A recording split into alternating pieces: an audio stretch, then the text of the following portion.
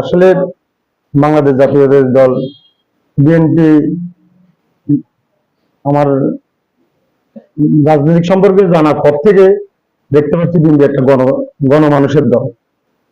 শহীদ president Zia রহমানের আদর্শ ভালো লাগছে। ভালো, উনি বাংলাদেশের বহুদলীয় গণতন্ত্রের প্রবক্তা, স্বাধীনতার ঘোষক, সবগুলা মিলে ওনার আদর্শ ভালো লাগছে, দলের আদর্শ ভালো লাগছে, দলের নীতি নৈতিকতা ভালো।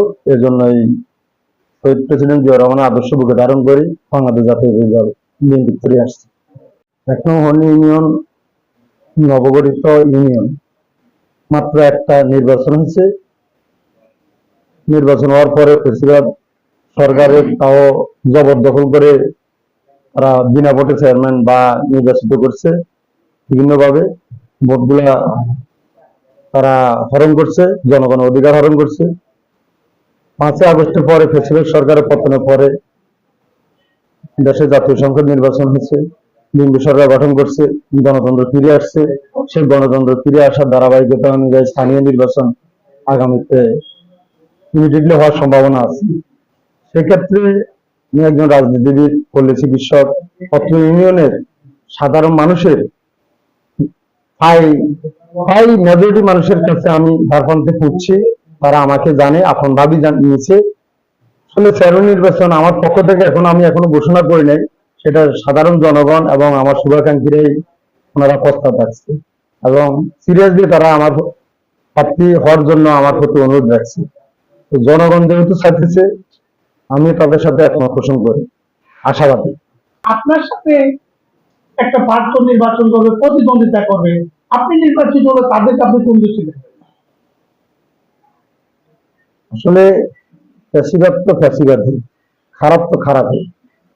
ইউনিয়নের যারা নাগরিক, সকল নাগরিকের মধ্যে হাতে গোনা কিছু লোক খারাপ, ফ্যাসিবাদ। এবং এখানে আমাদের এই অত্র ইউনিয়নের একটা দুর্নাম আছে, এখানে বাহিনী শাসিত ছিল। বাহিনী শাসনের মধ্যে যারা খারাপ সকল লোক চুরি ডাকাতি রাহাজানি করতো, তাদের মধ্যে অনেকে চলে গেছে, তাদের মধ্যে কিছু সঙ্গ রয়ে গেছে। ওই সঙ্গ আবার ঐক্যবদ্ধ হওয়ার চেষ্টা করতেছে। ওই সঙ্গকে প্রতিহত করা অত্র ইউনিয়নের স্বার্থে অতি জরুরি এবং তাদেরকে আমি, যদি আল্লাহ কামিয়াব করে, তাদেরকে ভালো হওয়ার জন্য আহ্বান জানাবো এবং ভালো রাখার জন্য আইনি যত ব্যবস্থা আছে সর্বোচ্চ ওটা চেষ্টা করব। তারপরে যাই ইউনিয়নের যে সকল ঘাটতি আছে, বিশেষ করে অত্র ইউনিয়ন নদী ভাঙ্গার কবলে পড়ে আছে, অনেকটা বিলীন হয়ে গেছে। নদী ভাঙ্গা রোধের জন্য সর্বোচ্চ কাজ করবো, সরকারিভাবে যা করা দরকার সেটা করব এবং ইউনিয়নের শিক্ষা ব্যবস্থা, রাস্তাঘাট, তারপরে যায় মাদক মুক্ত ইত্যাদি যা যা করা দরকার সেটা করার জন্য সর্বোচ্চ চেষ্টা করবেন, সর্বোচ্চ চেষ্টা চালিয়ে যাবেন। আপনার ১ নং হর্নি ইউনিয়নের জনগণের উদ্দেশ্যে একটু শুভেচ্ছা বাণী দেবেন কি?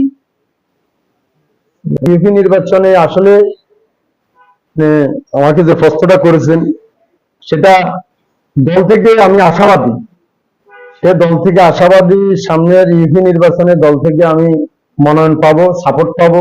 কারণ তৃণমূল আমার সাথে আছে, তৃণমূলের বিএনপির অন্যান্য অঙ্গ সংগঠন মেজরিটি % আমার পক্ষে। তো সেই দিক থেকে আমি সর্বোচ্চ আশাবাদী, আমি দল থেকে নমিনেশন পাবো এবং ইনশাল্লাহ জনগণের ম্যান্ডেট নিয়ে, ভালোবাসা নিয়ে আমি নির্বাচিত হবে এই আশা আমি ব্যক্ত করি। ১ নং হর্নি ইউনিয়নের মানবতার সেবক, মানবতার অগ্রদূত জনাব আমিনুল আহসান জুয়েলের সাথে তিনি একান্ত সাক্ষাৎকারে শহীদ প্রেসিডেন্ট জিয়ার প্রতি শ্রদ্ধা জ্ঞাপন করে প্রেসিডেন্ট জিয়া যেমনি সুবিধা বঞ্চিত শোষিত জনগোষ্ঠীর অধিকার প্রতিষ্ঠায় জীবনের শেষ দিন পর্যন্ত কাজ করেছেন, জনাব আমিনুল আহসান জুয়েল জীবনের শেষ দিন পর্যন্ত মানবতায় ও মানব সেবায় সুবিধা বঞ্চিত জনগোষ্ঠীর অধিকার প্রতিষ্ঠার লক্ষ্যে কাজ করে যাবেন।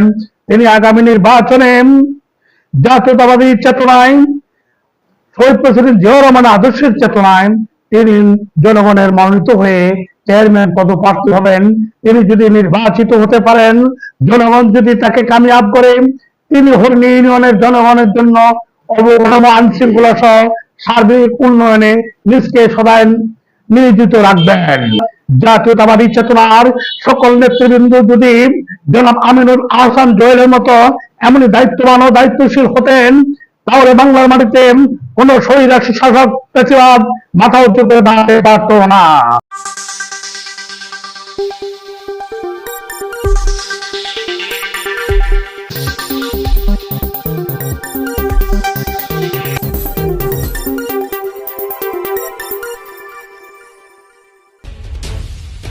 স্বাগতম সংবাদ।